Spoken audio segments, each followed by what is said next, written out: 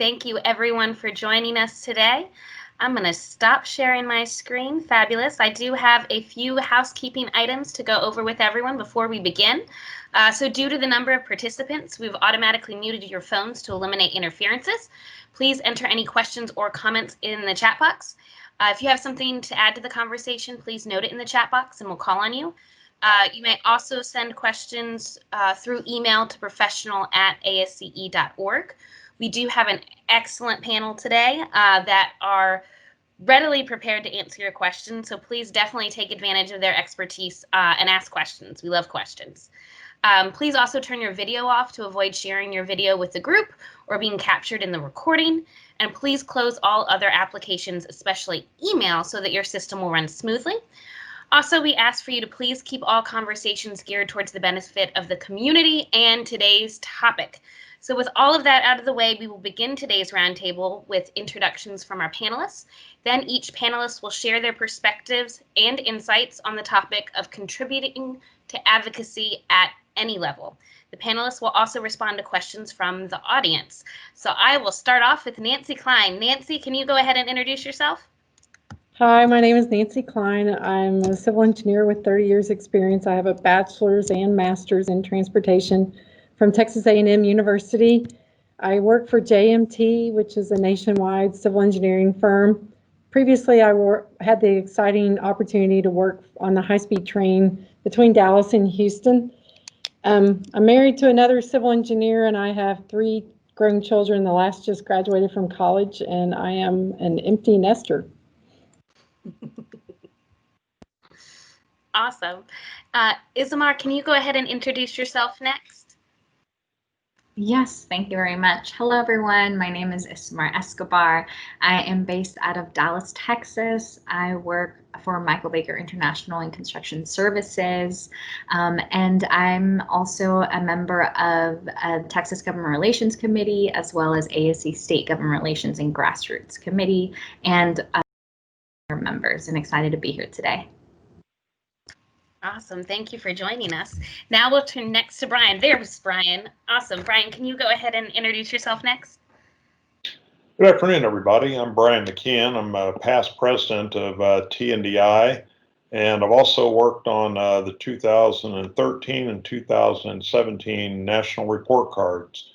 Found that to be a great experience. I'm happy to offer any advice I can today. In my day job, I actually don't have a day job right now. I'm in between jobs, but I'm mostly work in airports and transportation area. I look forward to the conversation. Yeah, thank you. Thank you for joining us, Brian. So we'll go ahead and start with our kickoff question. What got you interested in advocacy, and in what ways have you been involved? How has your involvement in civil engineering advocacy impacted your life professionally and personally? So Nancy, I'll go ahead and start off with you. My family was involved in paying attention to what was going on in our community. And my uncle was actually a governor in Oregon. And then grandparents that were involved in elected positions. So that was what got my parents very active in our community. As a new college graduate, I worked at the city of Dallas. I learned a lot about the inner workings of how government works. And then one thing I did leadership programs. Chamber of Commerce's have leadership programs, and a good civil engineer is always a good addition there. And I would volunteer for those. And then I also have volunteered for bond committees, another great opportunity for civil engineers to engage in bond pursuits for communities. Awesome. That's great that you've been so involved. Isamar, can you go ahead and share your perspective? Yes, definitely. So I actually I started getting involved in ASC in general with K through 12 outreach, and that actually kind of led me more into thinking about our communities and more of how civil engineering impacts our communities.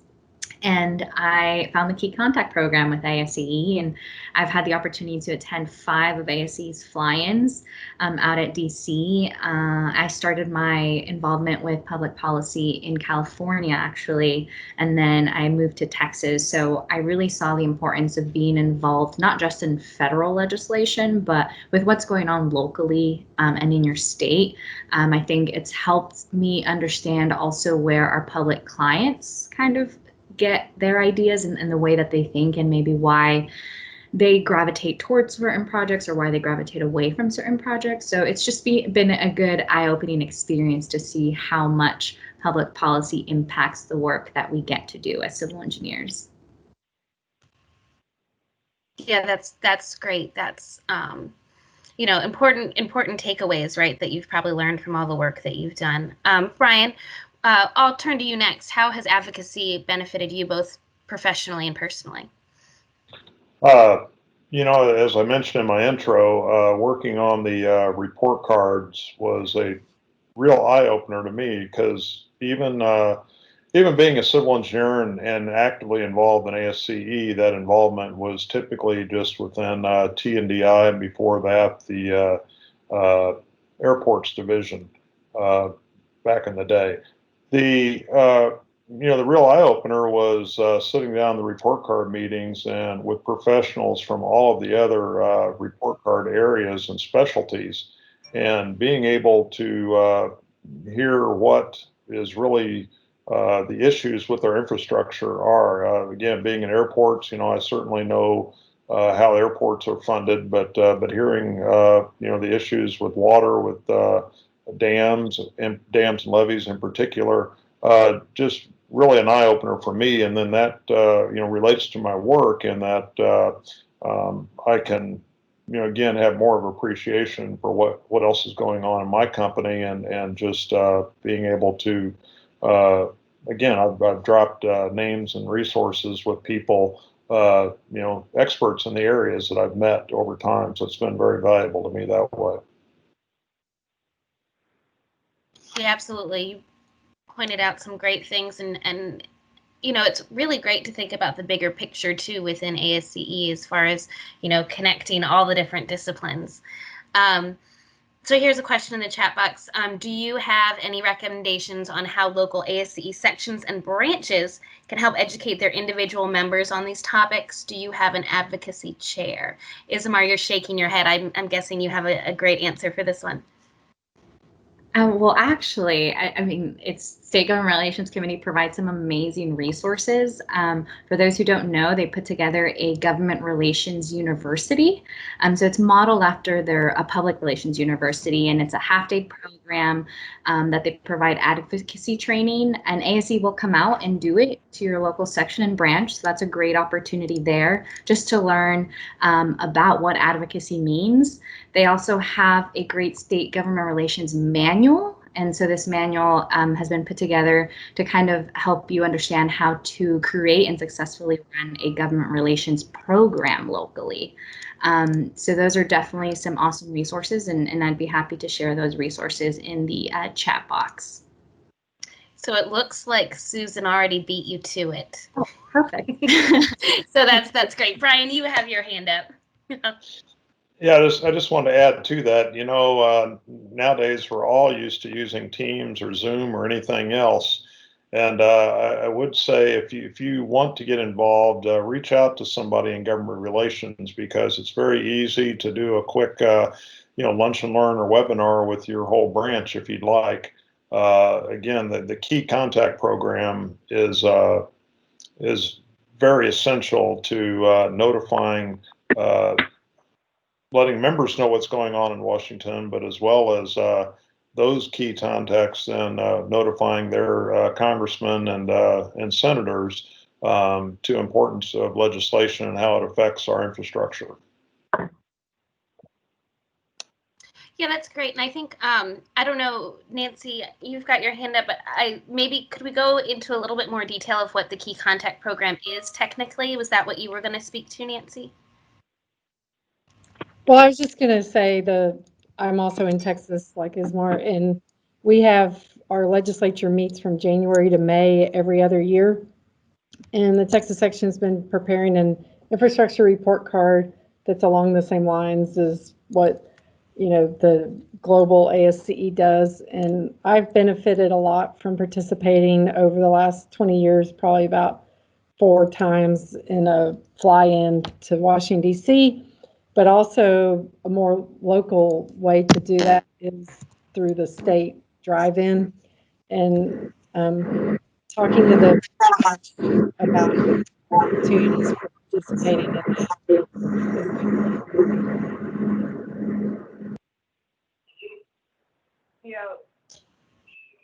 Awesome. That's a great point. The drive, it's great to be involved, at the national level federally with the fly-in, but the drive-in is also, too, Nancy, a great resource. I also put the Key Contact program link in if you want to sign up to receive alerts.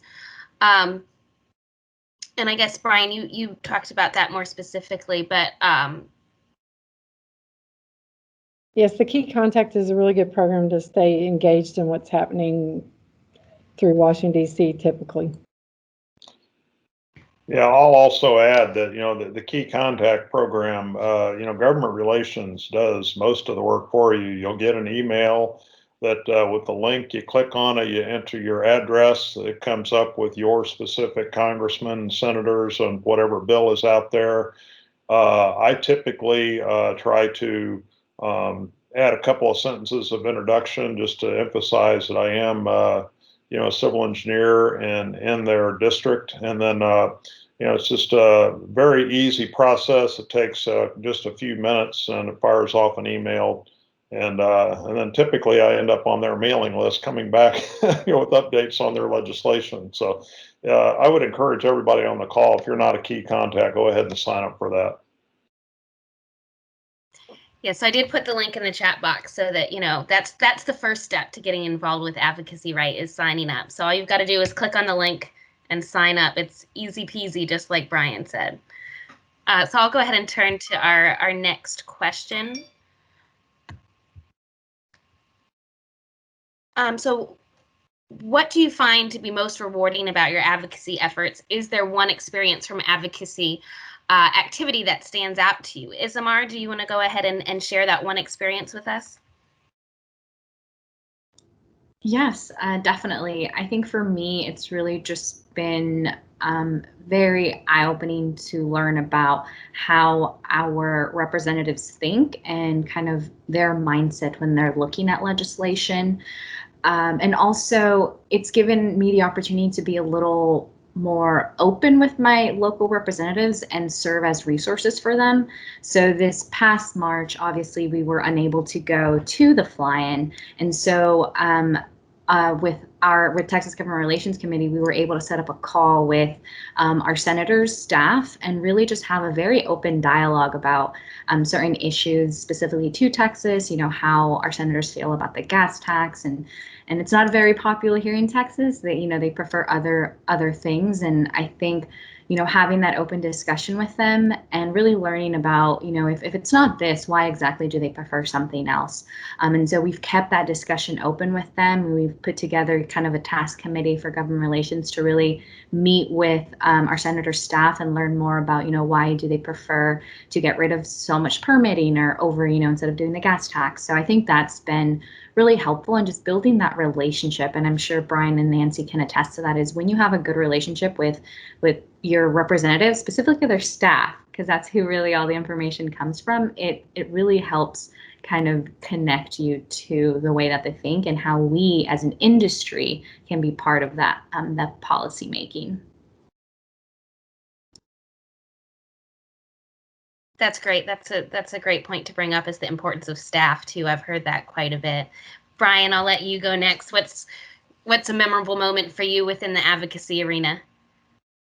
Again, meeting with the representatives is key, because a lot of times you feel like they don't hear you. But I will say I've had a good experience and bad experience. The bad experience in another state was I met with the staff, which was not uncommon.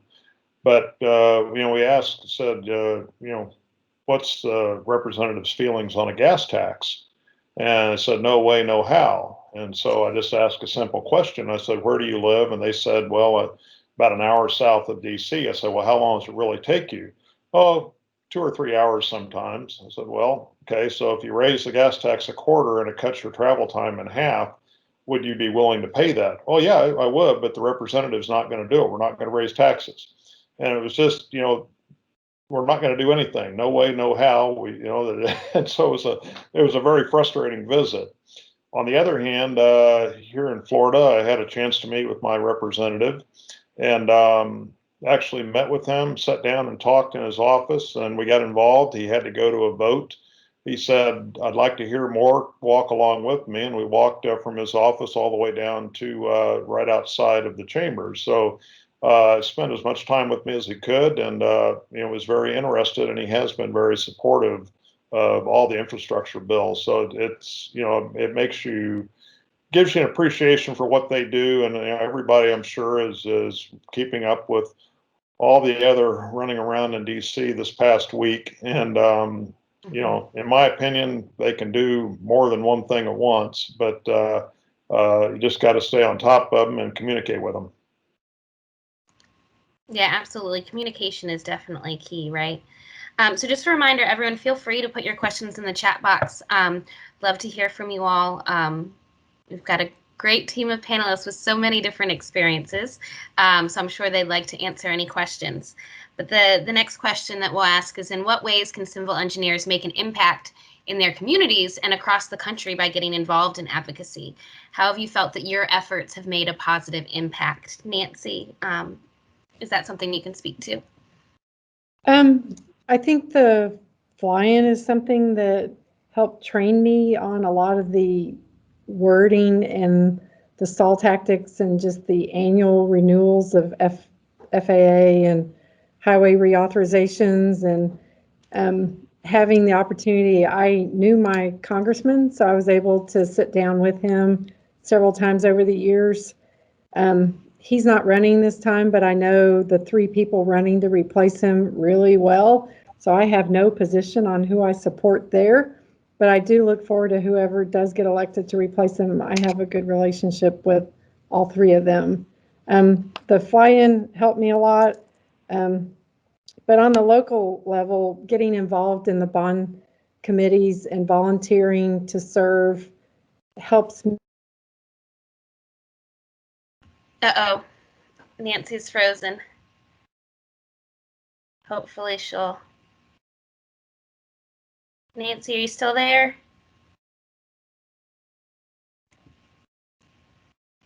I was hoping that she would just snap back into action and continue talking.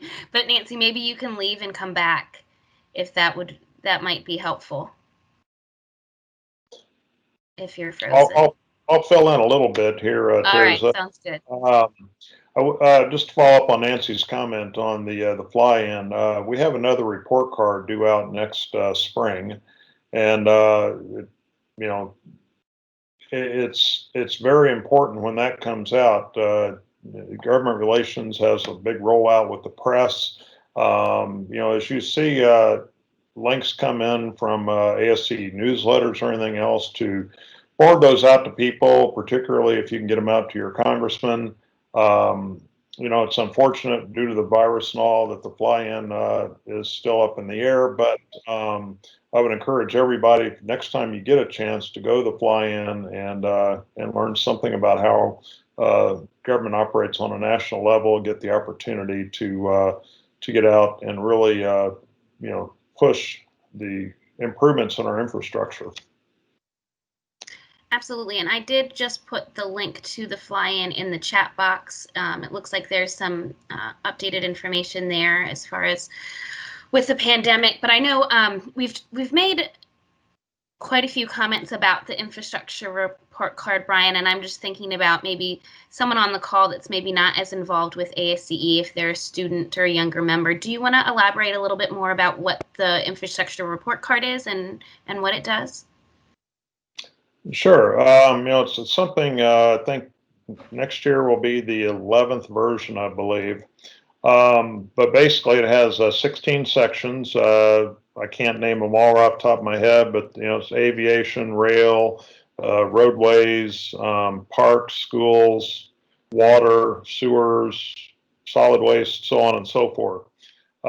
It's published, and the way it is developed is it's a very heavy lift from volunteers and staff that use published information and try to determine the amount of funding, the amount of shortfall, and then we come up with a grade for what that is. And one of the big helps on that is looking at state report cards also and see how the people on the ground actually are rating the infrastructure in their states. Every year when we do, or every 4 years when we do this, the grade doesn't seem to move much. And a lot of people will point out, hey, ASCE says there's a $3 trillion shortfall in infrastructure funding, or whatever the number is. It's in the trillions. That's a big number to wrap your head around, but we just put $3 trillion into the economy here recently, and so it's just it's a great tool to use. Now, the other thing that the Committee on America's Infrastructure has done in the past 4 years, and they just did an update, was called the Failure to Act Studies. And if you have not looked at those studies, they are on the Government Relations webpage. And the Failure to Act Studies go into much more detail in a few of the major infrastructure areas, and really developed into the economics of what it's costing American families by having failing infrastructure. And it's through water main breaks, waiting in traffic, electrical disruption, so on and so forth. It's costing families about $9,000 a year, just in hidden costs that you don't see. So those Failure to Act studies, again, are a great way, and they're very readable, and it's a great way to get your point across to your elected representatives. Yeah, absolutely. And I know looks like Susan put the link to the Failure to Act studies and the ASC report card, so you're welcome to take a look at that. And like Brian said, that's a great way to try to influence and advocate for infrastructure locally and nationally. So here's a great question in the chat box. Some government agency engineers are hesitant to get involved in advocacy activities because they are concerned about violating agency restrictions related to that.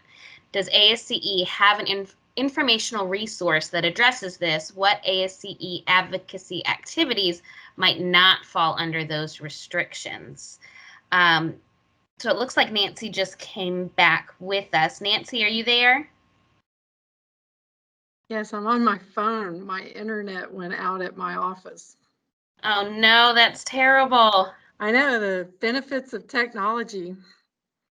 I mean, that's another one to, I know there's been talk about adding that to the report card as well, as far as broadband. But this question specifically, Nancy, do you think you could speak to it? Was that number 4? No, I'm sorry. So this is in the chat box. So does ASCE have an informational resource that addresses government agency engineers that are hesitant to get involved in advocacy activities because they are concerned about violating agency restrictions? Having been a state engineer employee that was restricted from being involved, I was unable to do the fly-in during that time period. And basically you just have to follow the rules of the government entity that you're in.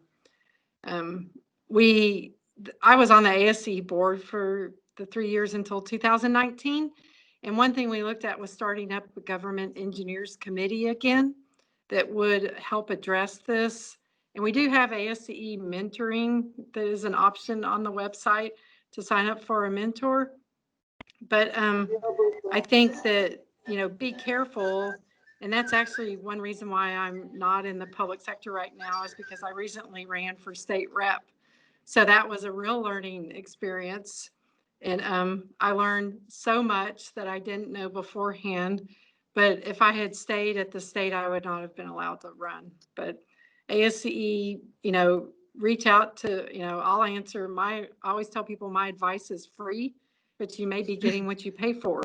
So, but I don't mind answering anybody's questions about what I've learned along the way.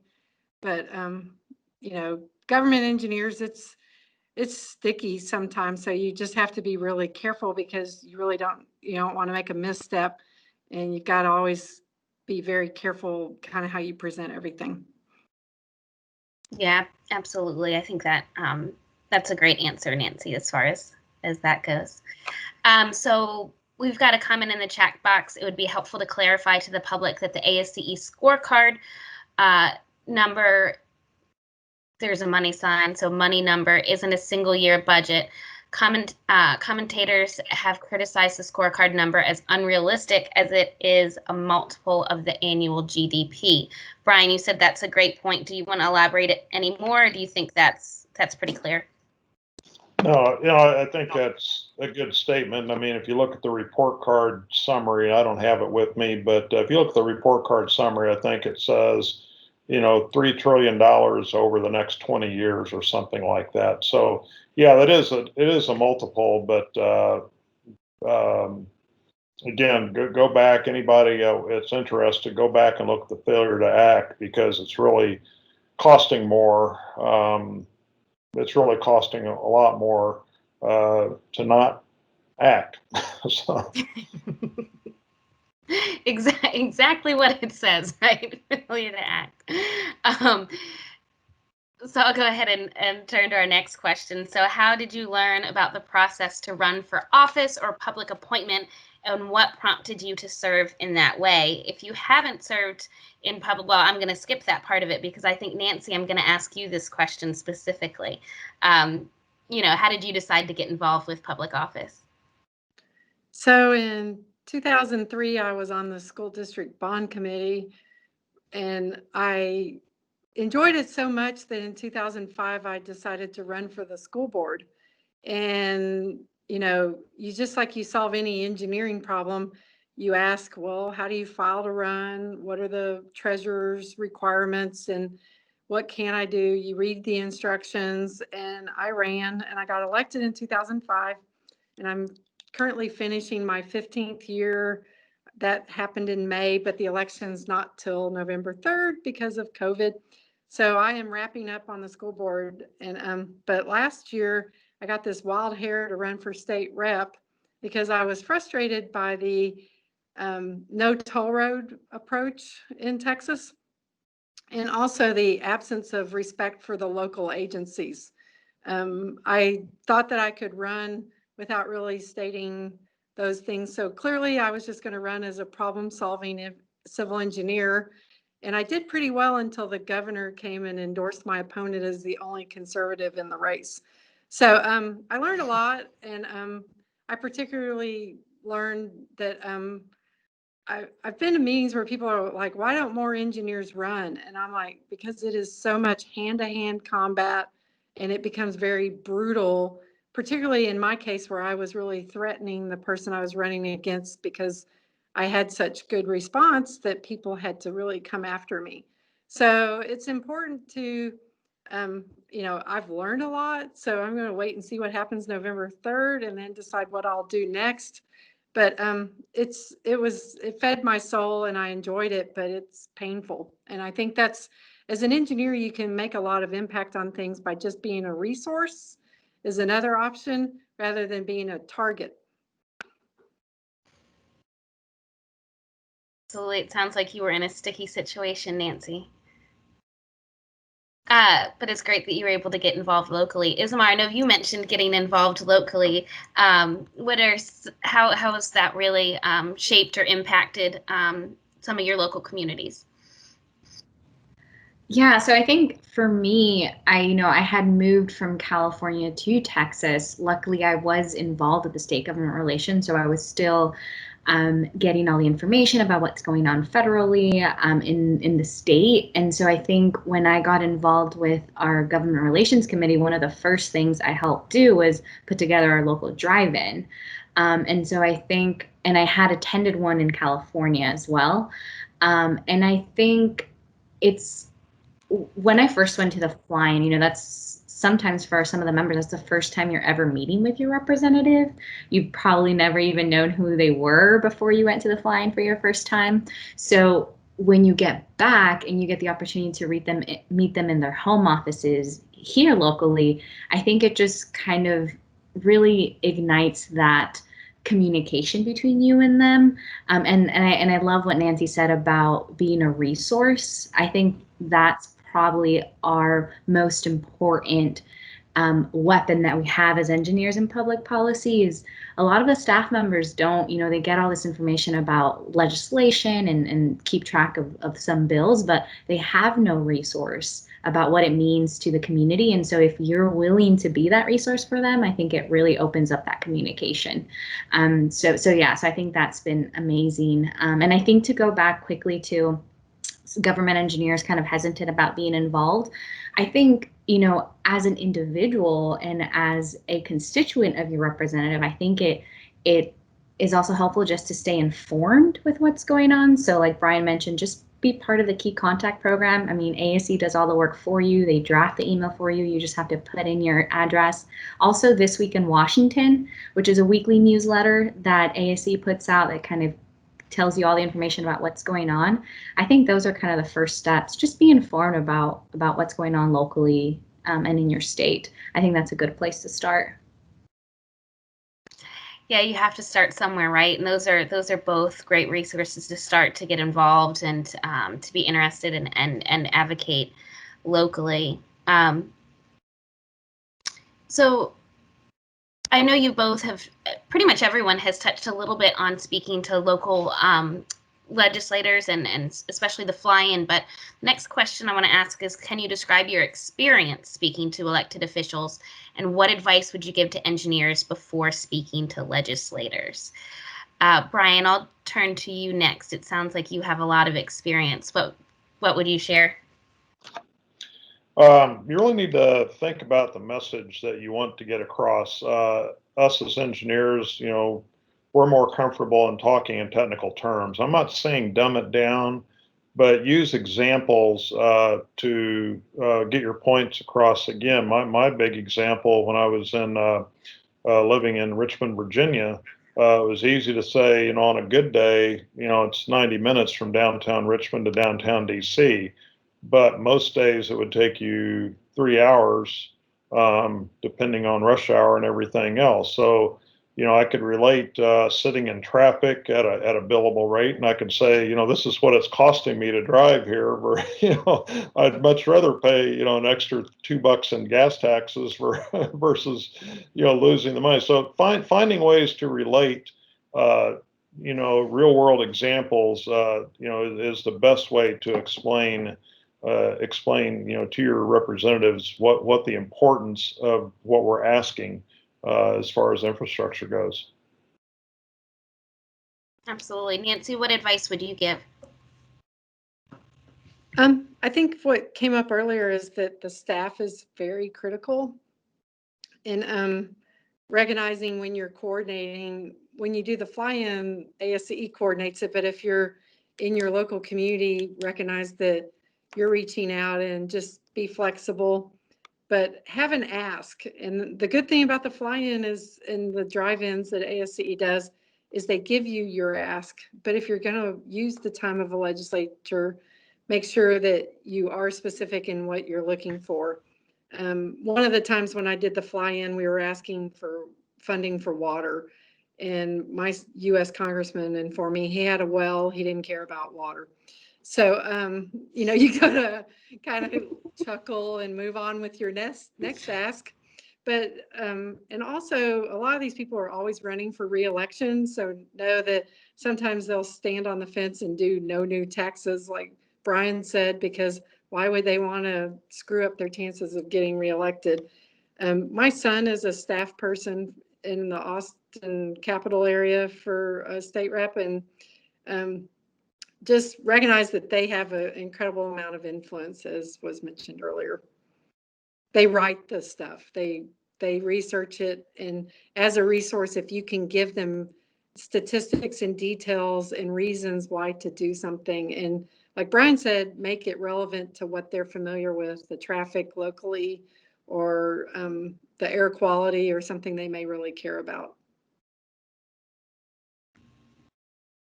Yeah, that's a great point, and that's a very practical example, Nancy. Isamar, do you have anything that you'd like to add? No, not much. I mean, I think when you go meet your representative, I mean, it's great to be able to meet them.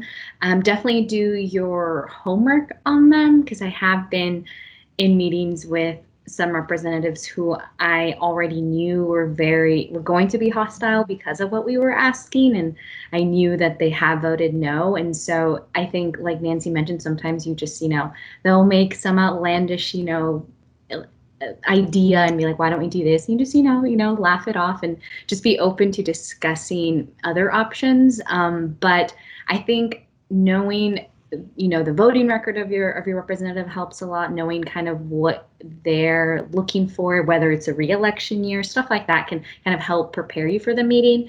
And I think exactly what Nancy mentioned, that's kind of when it's actually more beneficial to meet with a staff member. If you know that your representative is already kind of against your ask, I think it's easier to help the staff member and inform them more with data, because they do a lot of the work. They write these bills. So just knowing that you're there to help them, I think can kind of be more of a benefit than having to meet with a representative that is already going to say no. Those are some great takeaways. The talk to the staff, and you're a resource. So those are great. Thank you all. So I know, Brian, you mentioned technical information. So that kind of brings us to our next question. Can you share your strategies for sharing complex technical information with legislators? So Brian, I know it sounds like you already have a strategy. So can you share it with us? Again, just try to find ways to give real world examples. It depends on, as Nancy said a couple of years ago, the fly-in's focus was on the Water Resources Development Act, and they're escaping me right now, but there were, in the training session prior to going out to Capitol Hill, they did give some examples.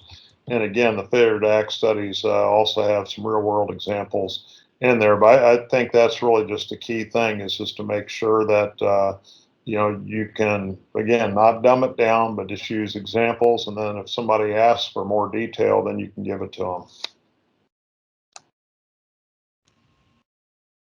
Yeah, that's great. Nancy, do you have any additional advice? No, I think you said it very well. And also praise them for anything they've done that supports what you think they should be doing. If they were, follow what they've been voting on and try to keep track if they're doing the right thing. Texas recently did a flood election, but the legislature had to pass it out to let the state vote on it to fund looking at why does Houston flood all the time. And so if you think they did something you like, be sure and compliment them. Awesome. So I just got an emailed question for Nancy. So Nancy, how do you utilize ASCE's policy statements and infrastructure research, as well as your professional expertise, to help shape your positions on infrastructure issues?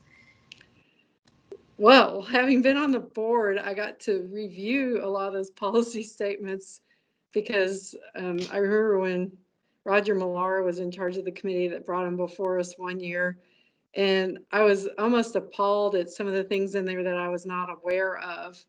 And, I realized how ignorant I was and how much it is to try to keep up with.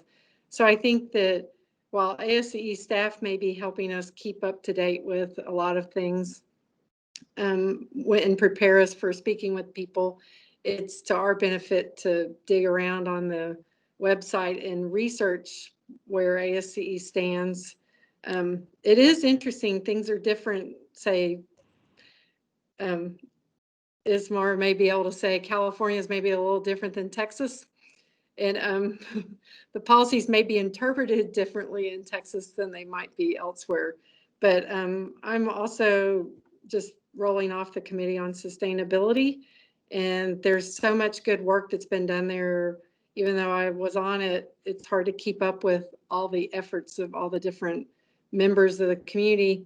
But truly, sustainability in Texas may mean one thing, and sustainability in another part of the U.S. may mean another. So it's just making sure that our chief thing is protect the public health, safety, and welfare. And I find that as civil engineers, we have ethics that a lot of professions may have ethics to do with to their clients, but ours is really serves more of the public than some other professions. Yeah, that's a great thing to keep in mind when we think about sustainability. Ismar, it looks like you have something to add. Yeah, I think Susan just put a question on here that you wanted me to speak to about what it's like to participate in advocacy as a young professional. I think it's both nerve-wracking and exciting. I remember when I went to my first fly-in, regardless of your age, it's very, very nerve-wracking to meet with, our representatives, go up to the Capitol and walk in for meetings and be, having to talk and ask and all that. But I think it's also exciting because in a way, I think our representatives get excited when they see younger engineers go in and be as passionate about public policy and advocacy. I think it kind of shows how much our profession cares about the future. I think as a young professional, yes, technically we might not have all the information, but that's why we have all the resources at ASCE to help us. And that's what we let our representatives know. We'll find those resources for you. More than anything, we're just there as a face to build that communication on. So I think it's hopeful as a young engineer to be involved in advocacy because like I said, I think we should all, for our own sakes, know what's going on locally and in our state, regardless of the profession that you're in. Do you feel like being involved in advocacy has helped you professionally as far as opportunities within your organization? As far as leadership or confidence goes? Yes, I think definitely with the confidence. Some of the projects that I work on, I work a lot with public agencies here in North Texas, and I think it helps me understand maybe if they have a board, they have people that they need to provide answers to, and a lot of it does have to do with what's going on locally, federally, where is the money coming from? And I think it's helped me just be a little more confident in knowing that, hey, I'm here as a resource. I understand where you're coming from. This is what we can do to help you out. So yeah, definitely the confidence, especially when you've had experiences having very difficult conversations with potentially hostile representatives. Yeah, that's got to be nerve-wracking. So here's a great question. If your representative voted against a bill that ASCE supported, how much effort should we put into understanding why the no vote versus discussing a new topic? How do we know not to press a dead issue? Brian, I'm going to turn to you. Well, Nancy just took herself off mute. I'll let you go, Nancy. No, I'm good. I'm listening to Brian. I thought it sounds like Brian has some experience with this, so I thought I'd ask him first. Again, I would want to find out, who obviously, nobody at that level can know everything. I think last count, there was only a couple of engineers in Congress out of 535 congressmen representatives. So they're getting advice from somewhere, they're hearing from their constituents, and they're voting. I guess Again, ASCE supports things that, again, are good for the infrastructure, good for the health, safety, and welfare of citizens. So, the best thing to do, I wouldn't just let it die. I would ask, why did you do it this way? And who did you hear it from? And then maybe next time the bill comes up, for reauthorization down the road, then that is a time when we can convince them to reevaluate ASCE's position. Yeah, absolutely. Nancy, did you have anything to add? No, I think that was good. Awesome. And I believe the Key Contact Program does send out, already written emails, right, for you to go ahead and send on. So that kind of is a good gauge of what ASCE recommends that we do at the advocacy level. So another question, Nancy, how do you balance your work and elected duties and still find time for yourself? Not so well today.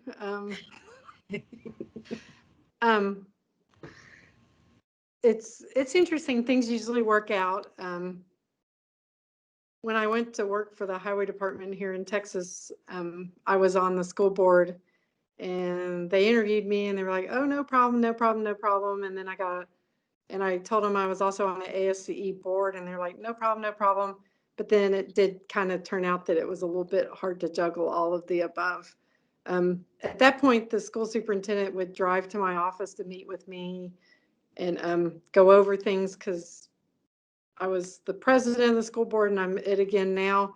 But I'm looking forward to having a little bit of slow time coming up, because since I'm rolling off the school board, I'll have more time for ASCE, and I'm actually going to be an officer in the Dallas branch, which I forgot we had a meeting at noon today. So luckily other people send me text messages to remind me, I knew we had a meeting, I just kind of lost track. So I'm working on how can I every day be accountable to the commitments I've made without getting forgetful. And it's good to have other people looking out and keeping an eye on you. But I was going to share one side story on, there's a gentleman in the Dallas area named Bud Bean who loves to do the fly-ins. And it reminds me of Ismar's comment. We meet with his college friend, Louis Gomer.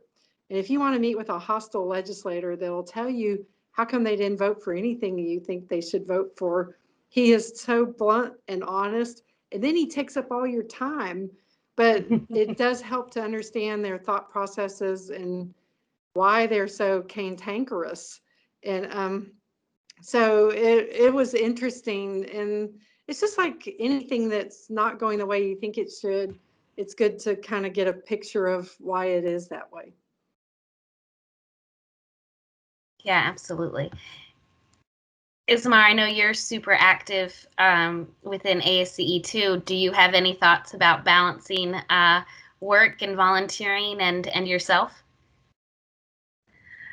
I think it's always a work in progress. Sometimes, some days I'm better at it than others. But I do love what Nancy said is, and I'm sure Brian and Nancy both feel this way, is for ASE, when you're on committees or when you're on a board, you have an entire board that's going to hold you accountable. And that's what we're there for. And so, you have to know when to ask for help. You have to be honest about what your availability looks like. And especially working for a volunteer organization, I think we always have to be open to understanding that we are volunteers. Life happens, work happens. But I think having those people that are going to be there to help you and to hold you accountable, and are just as passionate and supportive of what you're doing as you are, I think that helps. When you're part of an organization that is a lot of fun, it's not that hard to spend a few hours, having to do some work. So yeah, always a work in progress though. And Brian, not to leave you out, because I know you're another very, very active individual. Did you have anything to add? Learn to say no. Learn to say no. That's great advice. No, again, there's a balance. I enjoy what I do for ASCE, and I'm on the board of direction now, and that takes quite a bit of time. So, some of my other activities have slowed down a bit, but again, just make sure if you volunteer for something, make sure you got time to do it. And if you don't have time to do it, don't feel bad about saying no, because there are other people out there that can step up and take care of it. Yeah, that's great advice too, is, there's plenty of opportunities for people to get involved. So I'll go ahead and turn to our next question. And I think this is probably going to be the last question, I would imagine. Thank you for setting this up. Could you share a success or lessons learned story for how you were able to advocate for an improved civil engineering practice? Nancy, is that something you can speak to?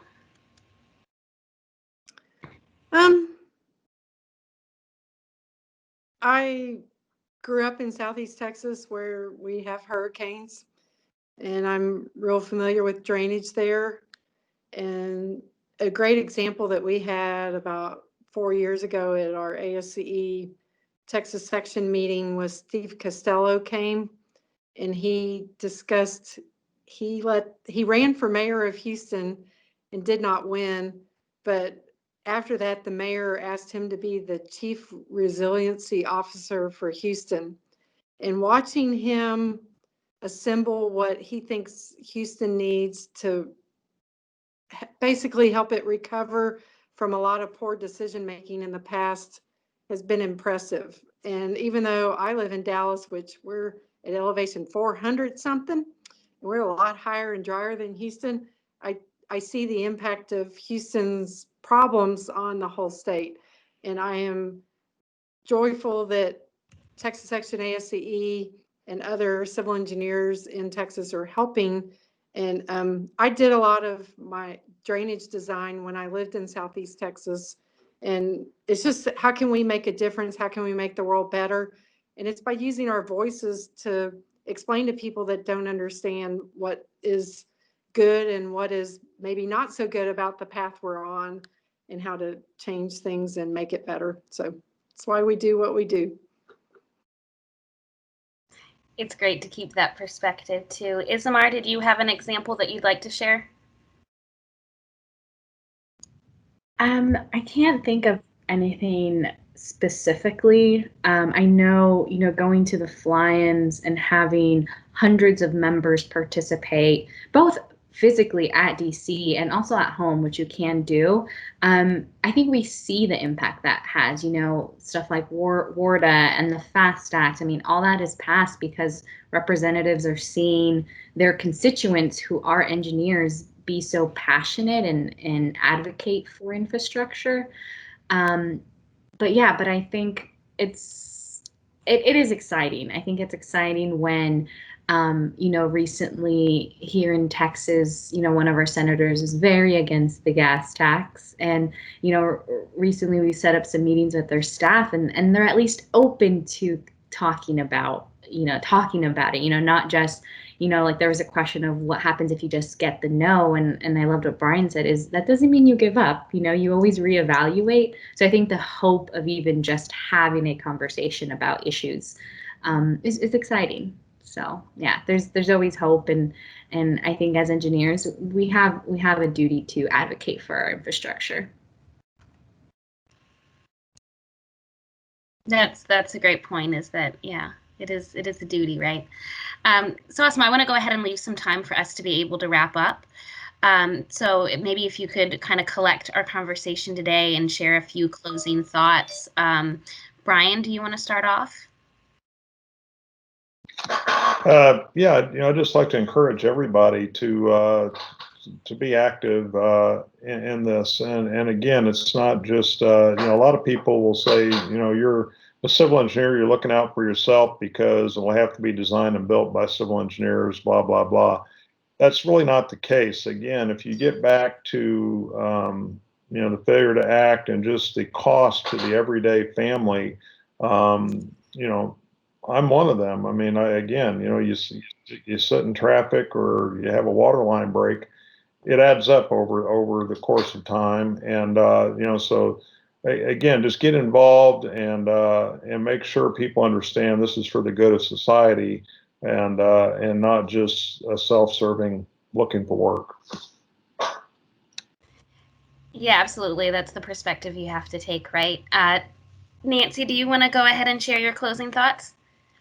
I've enjoyed being an active member of ASCE over the years, and the education that I receive on public policy and engagement and advocacy. I will also say that I think as a civil engineer serving on a school board, that during this weird COVID time that we're in, and we're trying to figure out how best to work with our students, that a civil engineer brings a really good, intelligent, problem-solving perspective versus a bunch of lawyers. So I feel like that we can contribute in many different ways to our communities, and I encourage people to seek ways that they can serve in addition to through ASCE also. Yeah, no, I mean, that's great. There are so many different opportunities and ways to get involved, so it's great to encourage people to do that. Ismar, I'll let you wrap us up here.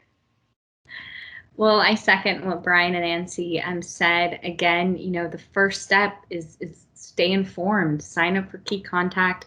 Get this week in Washington. Just stay informed, and it's exciting. I think not just for yourself, but educate your family and friends. Like Brian said, yes, we're engineers, but we're also members of the public, and we also drive those roads, and we also drink that water. So just share the knowledge.